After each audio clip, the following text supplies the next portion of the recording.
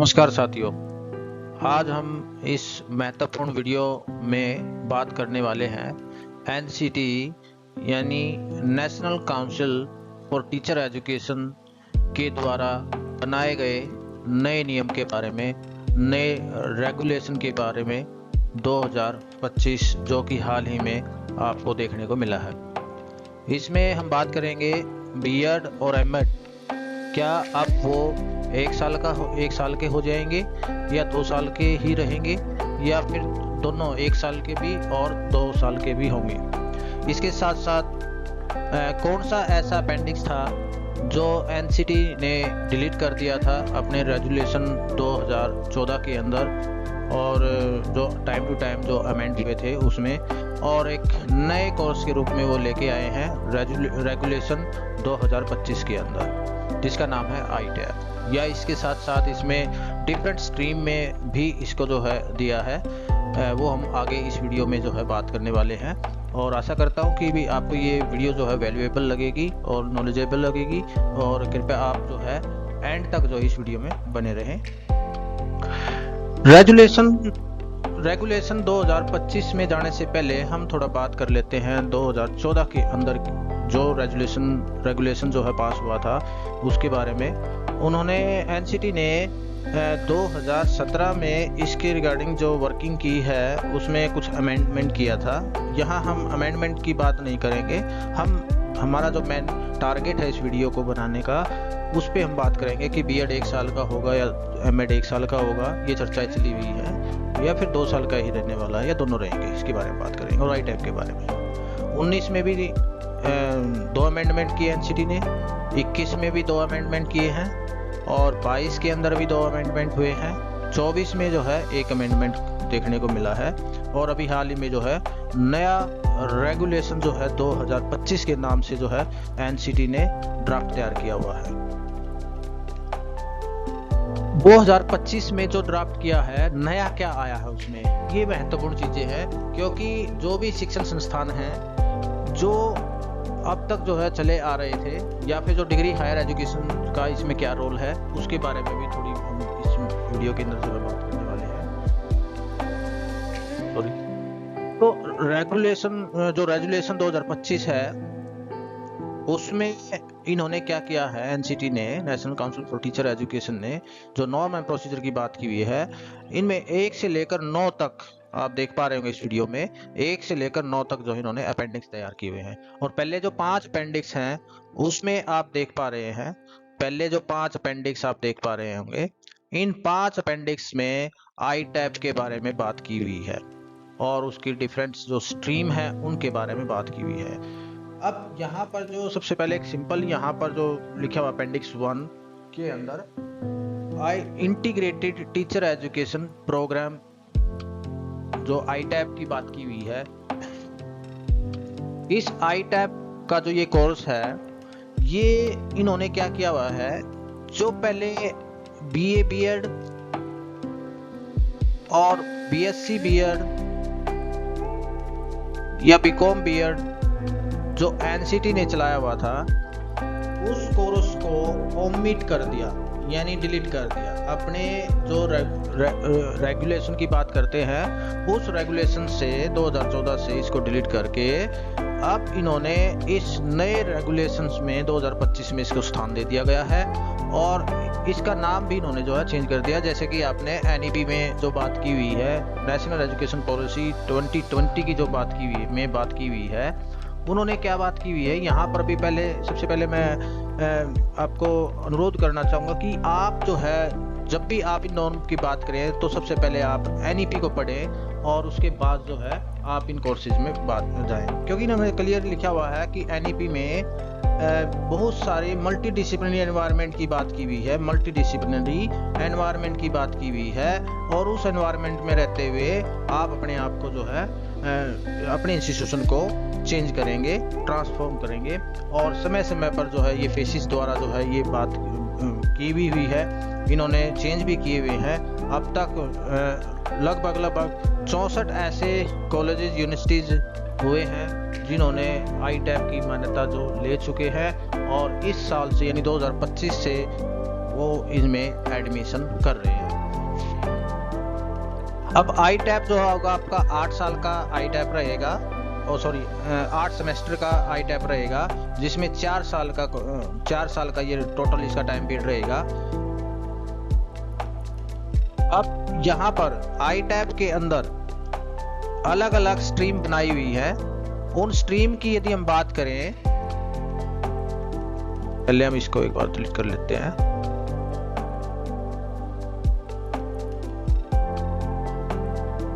Okay,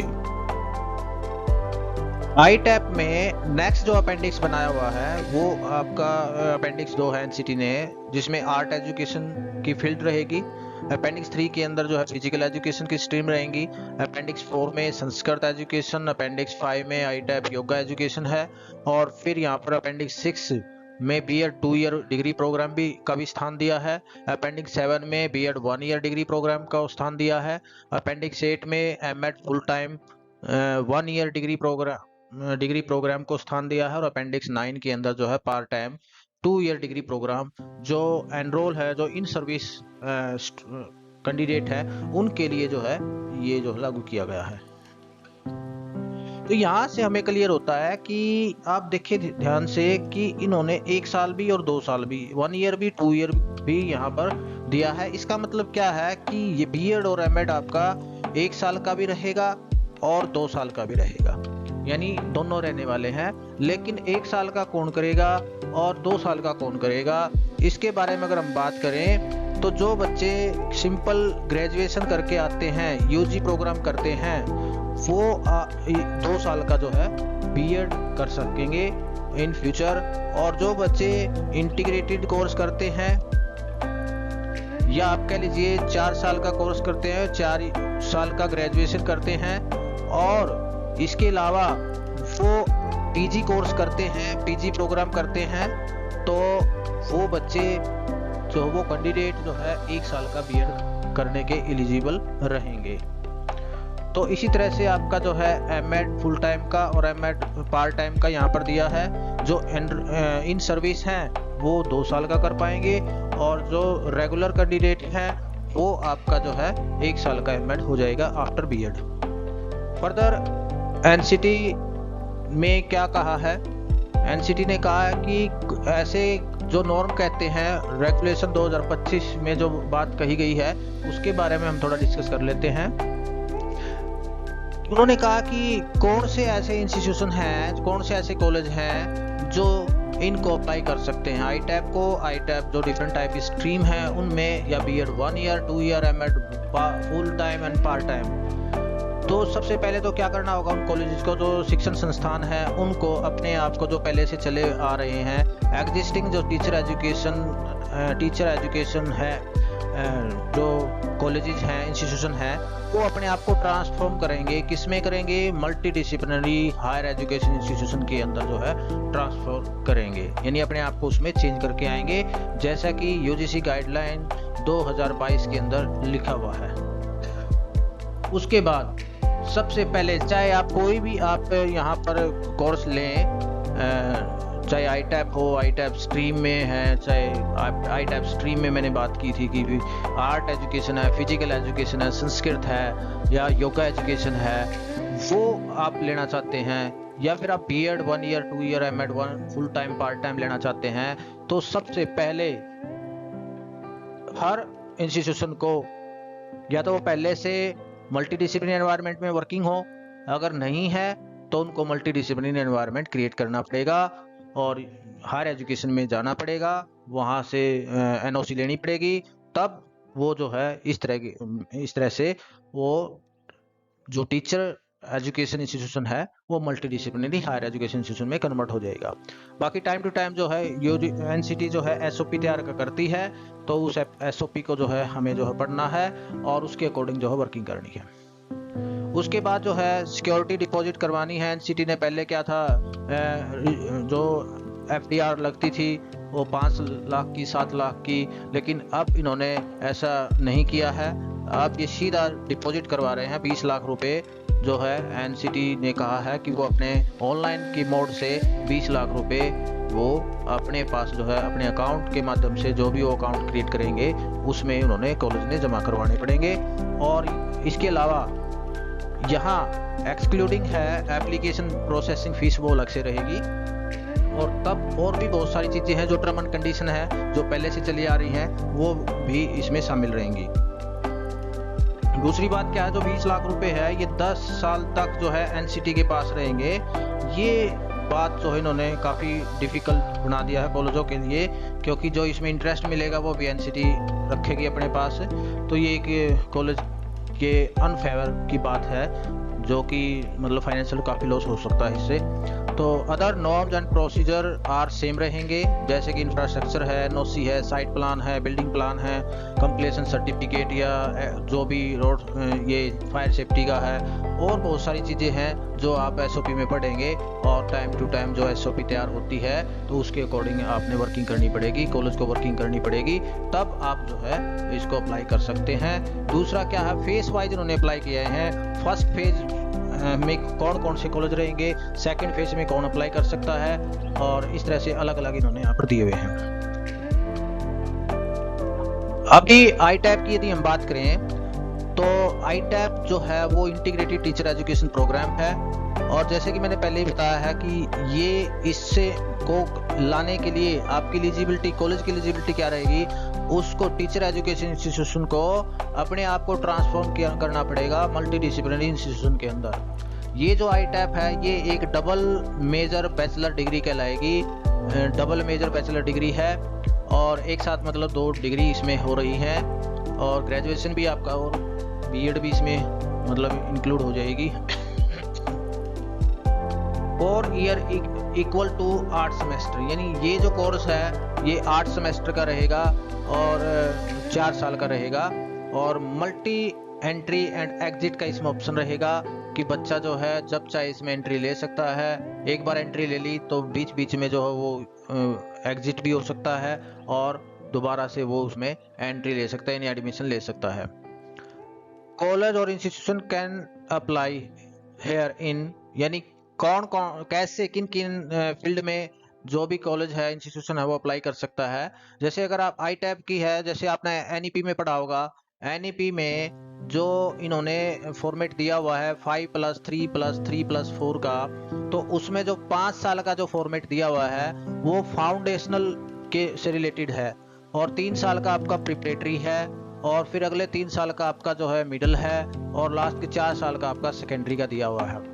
तो यहाँ पर अगर हम बात करें ITAP फाउंडेशनल में आप ले सकते हैं। इसके लिए जो टीचर बनेंगे वो आंगनवाड़ी, प्री स्कूल, बाल वाटिका का टीचर के लिए एलिजिबिलिटी रहेगी। इसमें आप कोई भी एक इनटेक आप अलग से ले सकते हैं। ITAP प्रिपरेटरी में आप ले सकते हैं, ITAP मिडिल में आप ले सकते हैं, और ITAP सेकेंडरी में आप ले सकते हैं। तो डिफरेंट स्ट्रीम में आप अलग अलग स्ट्रीम में ITAP को अप्लाई कर सकते हैं।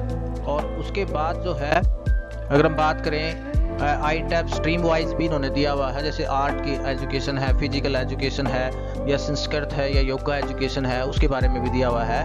But sir term and condition same है कि कोई भी टीचर एजुकेशन इंस्टीट्यूशन है वो सबसे पहले मल्टी डिसिप्लिनरी एनवायरनमेंट क्रिएट करेगा, उसमें अपने आप को कन्वर्ट करेगा, मल्टी डिसिप्लिनरी इंस्टीट्यूशन में चेंज होगा।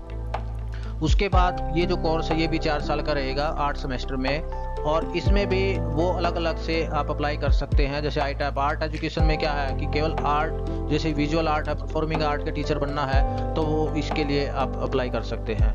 और फिजिकल एजुकेशन है, जैसे हेल्थ एजुकेशन टीचर बनते हैं तो उसमें अप्लाई हो जाएगा। संस्कृत टीचर बनते हैं तो संस्कृत एजुकेशन लेना पड़ेगा ITAP में, और ITAP जो है योगा टीचर है तो योगा एजुकेशन का लेना पड़ेगा। तब ये अलग पर्टिकुलर फील्ड जो है यहाँ पर बनाई हुई है।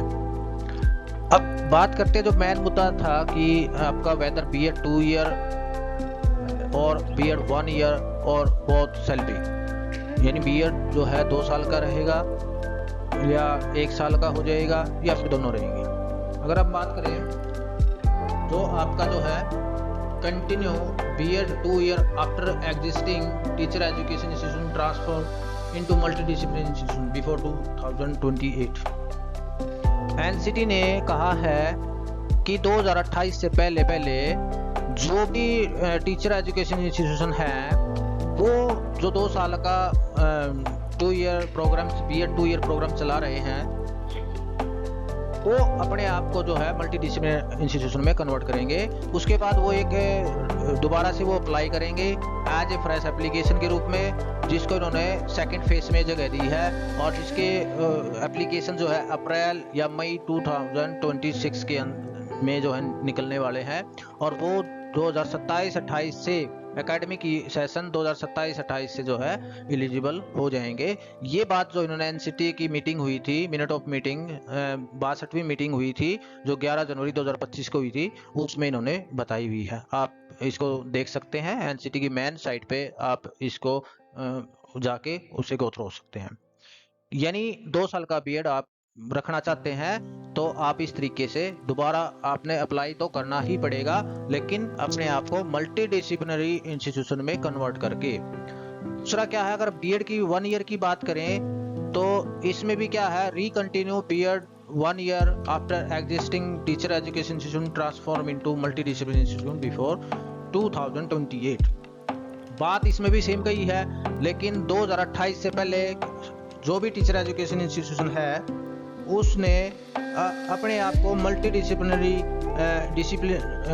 इंस्टीट्यूशन में कन्वर्ट करना पड़ेगा 2028 से पहले। फिर वो इंस्टीट्यूशन जो है दोबारा से अप्लाई करेगा एज ए फ्रेश एप्लीकेशन के रूप में सेकंड फेज में, और वो टाइम पीरियड दिया हुआ ये अप्रैल और मई 2026 में, जिसको वो जो है 27-28 से वो 1 साल का B.Ed हो जाएगा। यानी कहने का मतलब क्या है कि 2027-28 वाले सेशन से अभी जो है आपका 25-26 सेशन चलेगा और फिर 26-27 और फिर 27-28, यानी 2 साल बाद आप कहें तो आपका जो है B.Ed 1 साल का स्टार्ट होने जा रहा है। इसी तरह से जो है अगर हम M.Ed की बात करते हैं, M.Ed 2 ईयर प्रोग्राम है, M.Ed 1 ईयर प्रोग्राम है या दोनों है, देखो यहाँ पर जो है ये भी एक तरह से जो 2 साल का और 1 साल का रहने वाला है, क्योंकि अभी हाल ही में जो चल रहा है M.Ed 2 ईयर चल रहा है और जिसमें हम उसको बोलते हैं, लेकिन आगे जो चलेगा अब जो बोला जाएगा M.Ed पार्ट टाइम बोला जाएगा जो 2 साल का रहेगा। आफ्टर सेम कंडीशन इसमें रहेगी कि वो कोई भी टीचर एजुकेशन इंस्टीट्यूशन है उसको अपने आप को मल्टी डिसिप्लिनरी एनवायरनमेंट में चेंज करना पड़ेगा। यानी उन्होंने मेन फोकस जो है मल्टी डिसिप्लिनरी एनवायरनमेंट में रहते हुए फोकस किया हुआ है। किसी भी इंस्टीट्यूशन को वर्किंग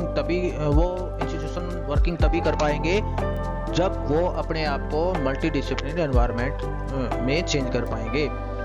25-26 की बात की है इन्होंने, केवल ये पहले की बात कर दी कि अब जो है 25-26 से पहले उसको चेंज करना होगा। इसके फार्म इन्होंने फर्स्ट फेज में रखा है इसको, और फर्स्ट फेज जो है अभी अप्रैल मई में कभी भी निकलने वाले हैं 2025 में फ्रॉम द एकेडमिक सेशन 26-27, यानी अगले साल से जो है। ये भी बात इन्होंने जो 62वीं जर्नल बॉडी मीटिंग हुई है एनसीटी की 11 जनवरी 2025 को, उसमें कही है। आप इसको देख सकते हैं, रीड आउट कर सकते हैं। M.Ed 1 ईयर की बात करें, जिसको हम अब M.Ed फुल टाइम कहेंगे, आफ्टर एग्जिस्टिंग जो टीचर एजुकेशन इंस्टीट्यूशन है वो ट्रांसफर करेंगे अपने आप को मल्टी डिसिप्लिनरी एनवायरनमेंट में, और ये भी कब 25-26 से पहले उसको जो अपने आप को चेंज करना पड़ेगा। और फिर वो फर्स्ट फेज के अंदर जो है री अप्लाई करेंगे एज ए फ्रेश एप्लीकेशन के रूप में अप्रैल मई 2025 में इन्होंने कहा है। मे भी अप्रैल के एंड में या फिर मई के फर्स्ट वीक में ये फॉर्म निकलाएंगे। From the academic session application open हो जाएगी, एनसीटी द्वारा कर दी जाएगी। 26-27 के लिए वो अप्लाई करेंगे। और इस तरह से ये बात भी जिन्होंने 11 जनवरी 2025 को जो मीटिंग हुई है, 62वीं जो मीटिंग है, जर्नल बॉडी मीटिंग है, तो उस पर कही हुई है। आप